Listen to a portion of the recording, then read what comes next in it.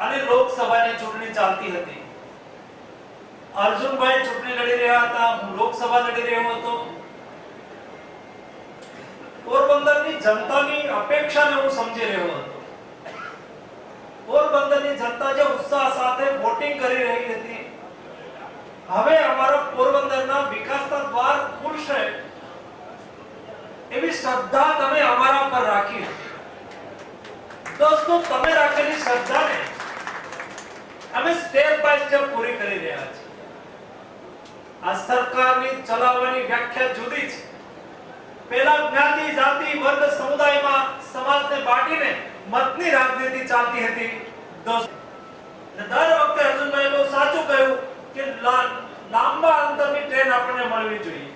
તો મને એ વખતે જ અર્જુનભાઈએ સમજાવ્યું હતું કે લાંબા અંતરની ટ્રેન ચલાવવા માટે આપણે એક મેન્ટેનન્સ યાર્ડ બનાવવું જોશે. તો એ વખતે મેં તંત્રને કહ્યું કે ખર્ચ કેટલો થાય? તો એ લોકો ખર્ચ લાવીને મને કહ્યું કે 167 કરોડ રૂપિયાનો ખર્ચ થાય. યાદ રાખજો, એક સમય હતો ગામમાં ડંકીનો ડાળ મંજૂર કરવા માટે સરપંચ થાકી જતા હતા. 167 કરોડ રૂપિયાનું યાર્ડ મંજૂર કરવાની વાત આવી.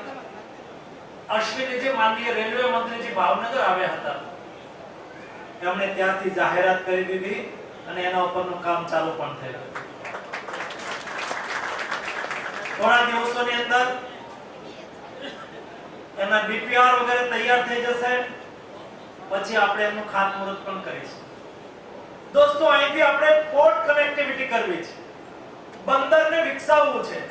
એક વખત પોરબંદરનું બંદર પોર્ટ ધમતું બંદર હતું, ધમધમતું પોર્ટ હતું. પોર્ટ લેડ ઇન્ડસ્ટ્રીઝ એટલે કે સમુદ્રના પોર્ટની આજુબાજુની અંદર ઔદ્યોગિક વિકાસ અને સ્પોર્ટ લેડ ડેવલપમેન્ટ કહેવાય છે. એ પોર્ટ લેડ ડેવલપમેન્ટ આપણે અહીંયા કરવું છે. અને એટલા માટે થઈને આ રેલવે કનેક્ટિવિટી છે ને, એને આપણે પોર્ટ સુધી પહોંચાડવી પડશે. એ પોર્ટ સુધી પહોંચાડવા માટે પણ મેં વહીવટી તંત્રને સૂચના આપી છે. સર્વે કરવાનું કામ એ લોકો આગળ વધારશે. એ કનેક્ટિવિટી થશે એટલે અહીંથી રાજકોટ સુધીનો કાર્ગો બાય ટ્રેન અહીંયા આવશે. અહીંયા એનું પ્રોસેસિંગ વગેરે કરવું હોય તો થઈ શકશે. ત્યાંથી એ ફીડર કનેક્ટિવિટી દ્વારા ઇન્ટરનેશનલ શિપિંગ લાઇનની અંદર કાર્ગો જતો રહે એ પ્રકારની વ્યવસ્થા આપણે પોરબંદરની અંદર દોસ્તો ઊભી કરવી છે. આપણે આપણા બંદરને વિકસાવવું છે.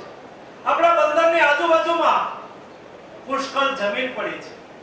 અમે નિર્ણય કર્યો છે આગામી દિવસોની અંદર આ જમીનનો ઉપયોગ કરવા માટે થઈને દેશની અંદર જેટલી ફર્નિચર બનાવતી મોટી કંપની છે ને, હું ને અર્જુનભાઈ પ્લાનિંગ કરી રહ્યા છીએ. એ બધી કંપનીઓનો એક કોન્ફરન્સ, એક સેમિનાર, એક સમિટ એ આપણે પોરબંદરની અંદર કરવી છે.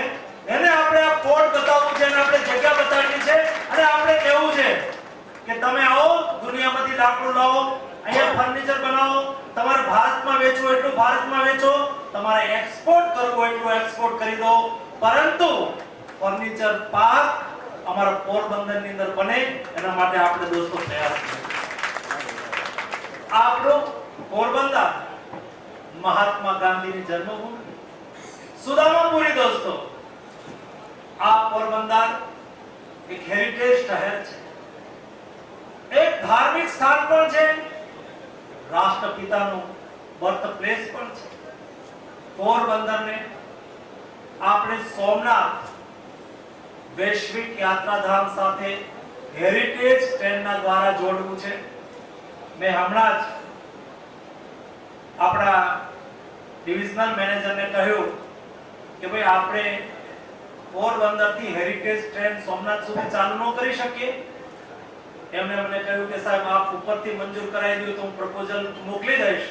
આપ પ્રપોઝલ મોકલી આપો, અમે ઉપરથી મંજૂર કરાવી દઈશું. દોસ્તો, એ હેરિટેજ ટ્રેન હોય, સામાન્ય ટ્રેન ચાલતી હોય એવી નહીં.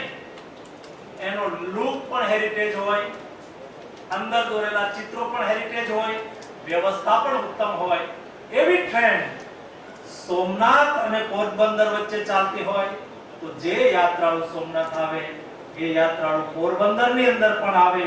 આપણે આગામી દિવસોની અંદર પોરબંદરને ટુરિઝમ હબ તરીકે પણ વિકસાવવું છે. દોસ્તો, આપણે આપણા પોરબંદરને રળિયામણું પોરબંદર બનાવવું છે.